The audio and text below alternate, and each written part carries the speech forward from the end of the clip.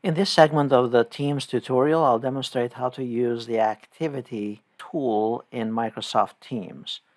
You have the option for looking at your feed of things that are happening with the teams and correspondence and mentions and interfacing through the platform with others, and all of those items will be listed here under the feed. Now for the feed, you can select to view only the unread items or all the items.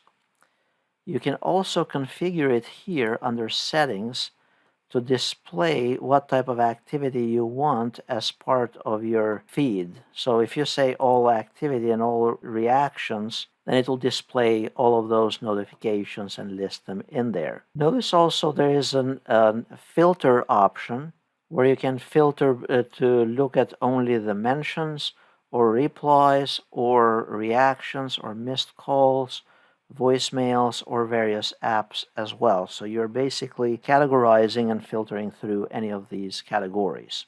The other thing that you can do is, once we get out of the settings, notice that there is a drop down below the feed option, and you can select My Activity.